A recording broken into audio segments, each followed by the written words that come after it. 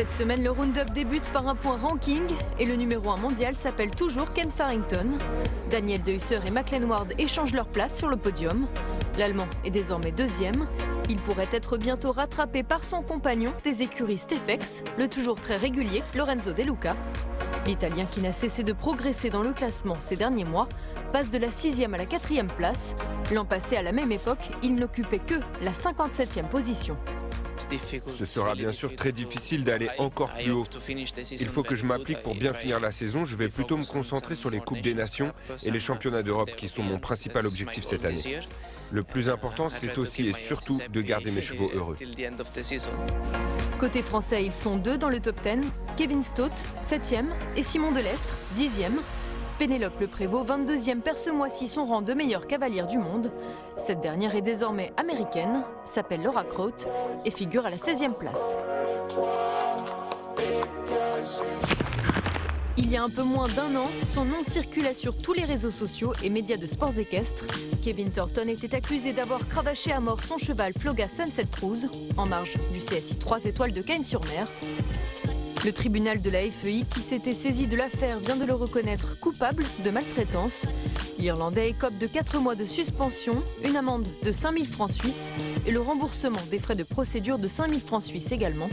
Une peine jugée insuffisante par la FEI elle-même, qui réclamait 2 ans de suspension. Cela fait bientôt 6 mois que Philippe Rosier a récupéré dans ses écuries Quartz Rouge l'ancienne monture de Jérôme Murel. Après quelques réglages, le couple était engagé dans son premier 5 étoiles à Cannes ce week-end. L'occasion de demander au champion olympique son sentiment sur l'Alzan brûlé à l'issue d'une 14e place dans le Grand Prix. C'est que le 10e parcours qu'on fait ensemble. Dans les gros, j'ai sauté Bourg-en-Bresse, le Grand Prix de Bourg-en-Bresse est là. Non, moi ça me fait plaisir parce que bon, c'est toujours délicat de monter un cheval derrière un autre cavalier. Puis le cheval a sa carrière quand même déjà qui est bien connue. Donc voilà, non, je suis super content. Ça me fait plaisir, il va bien épauler Raotep et c'est ça l'objectif. Et puis on termine par un résultat sportif, celui de la Coupe des Nations de Sopot en Pologne. Une étape de division 2 qui accueillait un plateau particulièrement relevé. À l'issue des 2 manches, les États-Unis et les Pays-Bas se sont retrouvés au barrage. Et c'est Laura Crout qui a offert la victoire à une équipe américaine 100% féminine. 38.03 the time to beat. She's looking good. She's over. It's clear. Les vestes oranges sont donc deuxièmes et c'est le Portugal qui complète le podium.